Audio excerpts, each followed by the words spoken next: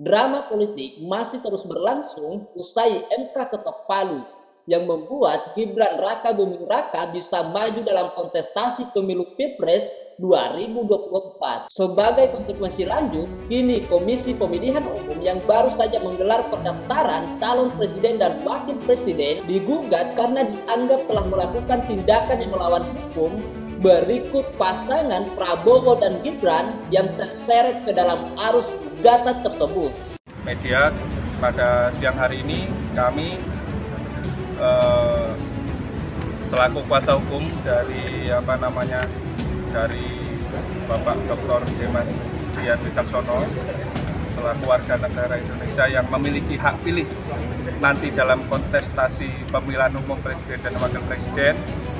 Hari ini kami mengajukan gugatan perbuatan melawan hukum yang dilakukan oleh Komisi Pemilihan Umum KPU dikarenakan telah menerima pendaftaran bakal pasangan calon presiden dan calon wakil presiden Bapak Prabowo Subianto dan Mas Gibran Raka Buming Raka.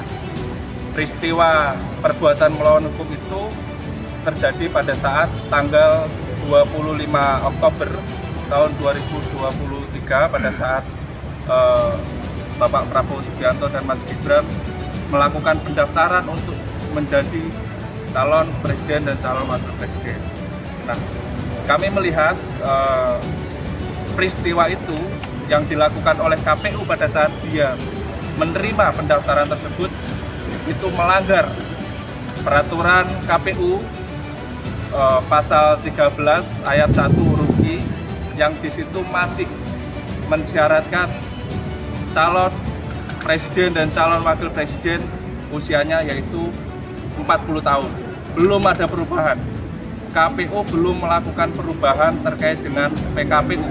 Sehingga dalam proses pelaksanaan pendaftaran calon presiden dan calon wakil presiden, maka seharusnya KPU tunduk dan patuh terhadap peraturan yang telah dibuatnya sendiri, yaitu PKPU nomor 19 tahun 2023 tentang pendaftaran calon presiden dan calon wakil presiden. Nah, kami bertanya, apa dasar hukum KPU pada saat menerima pendaftaran calon presiden dan calon wakil presiden Pak Prabowo Subianto dan Mas Gibran Raka Buming Raka? Hal tersebut dikarenakan Mas Gibran Raka Buming Raka usianya masih 36 tahun, sehingga tidak sesuai dengan PKPU pasal 13 ayat 1 huruf I, yaitu mensyaratkan usia calon wakil presiden, calon wakil presiden yaitu 40 tahun. Nah, maka kami menilai perbuatan yang dilakukan oleh KPU yang menerima pendaftaran tersebut itu merupakan perbuatan hukum dan perbuatan melawan hukum yang dilakukan oleh KPU. Nah, maka kami dalam hal ini menggugat KPU melakukan perbuatan melawan hukum yang merugikan kami selaku warga negara Indonesia.